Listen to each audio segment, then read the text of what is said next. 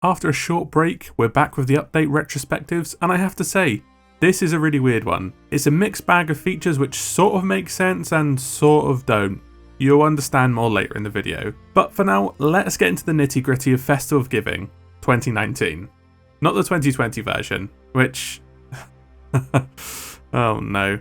Festival of Giving 2019 released on the 11th of December 2019 and ran through until January the 15th 2020. It introduced new enemies, well, not really, new Mercenary Voyages, a new tall tale and some new cosmetics. Honestly, this update was such a mixed bag in terms of content, but is saved by that little tall tale, and even then, that's a little bit weird too. Let's start with the main focus, the Mercenary Voyages and the gifts that came with them. We had a bit of a break from these, and I have to say, these weren't exactly the best. These were known as Gift Seeker Voyages, where there was one for each region and the Legend variant. These would have you travel around the map to dig up these gifts, and would end in an encounter with a Skeleton Lord. The structure of any of these three regions had you head to a fort, dig up a gift, then to another island with 3 gifts, and then a Skeleton Lord would be spawned by one of these. Then lastly, that would lead you to another map on the same island that granted you a generous gift. The gifts came in 2 variants, the Humble Gift and the Generous Gift, which rewarded 5 to 10 doubloons respectively. The Legend variant was the same pretty much, but Phase 2 was at Molten Sands and Phase 3 offered you 2 generous gifts. Honestly, it was really not worth the trek east to Molten Sands. The strangest part about these gifts is that you had commendations for giving them to other players, and they had to turn them in as well. This is literally the opposite of Sea of Thieves, so sea of donations I guess? As you can imagine, and no, this was very difficult when most crews had no idea how to angle the sails in Sea of Thieves, let alone take a random item and deliver it to its intended location. Whenever we have this sort of event, it always ends badly with people fighting you when you just try to gift them something,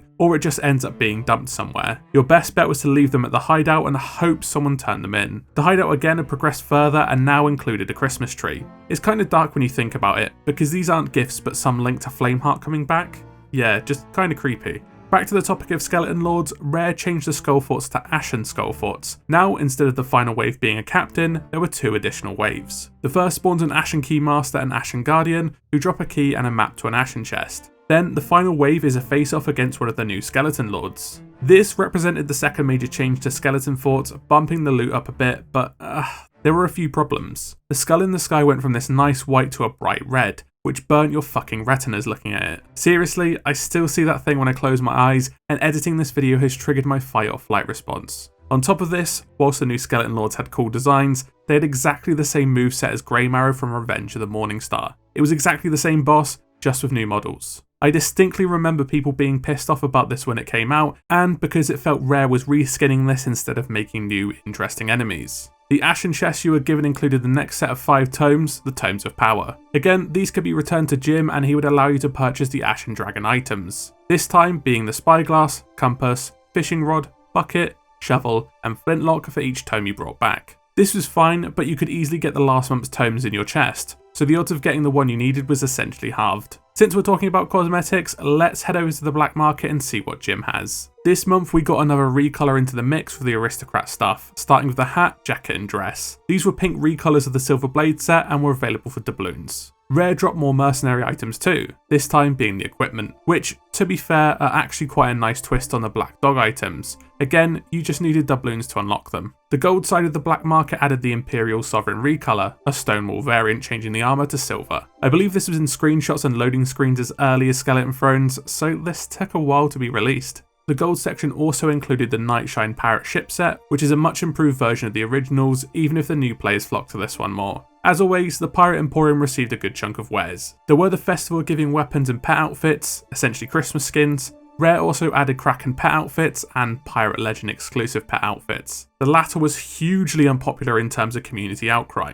Pirate Legend really hadn't got any support in the last 18 months since launch, so adding a Pirate Legend exclusive microtransaction was a dire move indeed. This was mind-boggling and still is today. Why add a new Voyage or Captaincy when you can have this? At least the Build Rat emotes and Storyteller emotes were really good. They were consistent with pretty much every Pirate Emporium update. What really went hard were the hide emotes. These were tuck play inspired and the best one was even completely free. The sleep emote was phased out for stealth plays and the hide emote became the meta. It was great the most useful one was free to remove any pay to win elements, so I have to give Rare credit where it's due. There was no new ship this month, although Rare did run a campaign for special effect where you could purchase the Noble Pathfinder sails and the proceeds were donated to charity. We got some awesome sails and this generated money for a great cause too. I always love the charity sales and this was one of many campaigns to come. Hats off for this one. Finally, we move on to the strangest additions to the game, the Tall Tale. The Maiden Voyage was added as a tutorial for brand new players, a private island where the Pirate Lord would teach you the ropes. And before it came out, I couldn't help but think, who is this for? I genuinely was puzzled about how we had Seabound Soul and now we had a tutorial level, 18 months into the game. It was a mind-boggling choice and I really wasn't looking forward to it. Until I actually played it. I tell you what though, folks, that's bloody nice. That is really...